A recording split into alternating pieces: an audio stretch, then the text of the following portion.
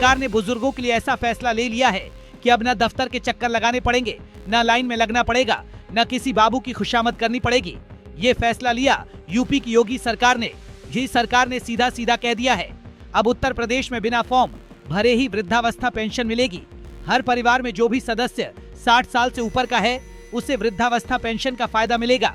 अभी तक यह पेंशन 67,50,000 बुजुर्गों को दी जा रही थी, लेकिन अब ये दायरा और बढ़ाया जाएगा। दरअसल यूपी सरकार ने वृद्धा पेंशन को लेकर बड़ा फैसला लिया है। शुक्रवार को हुई कैबिनेट बैठक में सरकार ने कहा कि अब वृद्धावस्था पेंशन के लिए फॉर्म भरने की जरूरत नहीं है। बैठक में कहा गया कि एक परिवार एक पहचान योजना के तहत हर परिवार के 60 साल के बुजुर्ग एक का डाटा सरकार के पास होगा। इसी डाटा के आधार पर वृद्धावस्था पेंशन दी जाएगी। वृद्धा पेंशन के अलावा राज्य में कई अन्य बड़े फैसले भी लिए गए हैं। समाज कल्याण मंत्री असीम अरुण ने कहा कि एक परिवार एक पहचान योजना के तहत परिवार पहचान पत्र के जरिए पेंशन के पात्र लोगों की पहचान अपने आप हो जाएगी।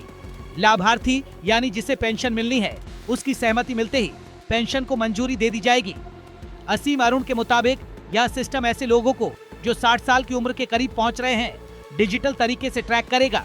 इसके बाद उन्हें SMS, व्हाट्सएप या फोन कॉल के जरिए सहमति के लिए संपर्क किया जाएगा। यदि किसी बुजुर्ग से डिजिटल रूप में सहमति नहीं मिल पाती तो अधिकारी या स्थानीय सहायक उनसे खुद जाकर बात करेंगे और सहमति की प्रक्रिया पूरी कराएंगे।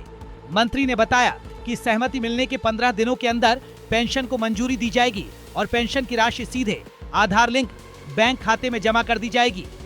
कैबिनेट ने दुकान एवं वाणिज्यिक प्रतिष्ठान अधिनियम 1962 में संशोधन को भी मंजूरी दी है ताकि यह कानून अब पूरे राज्य में गांवों में भी लागू हो सके।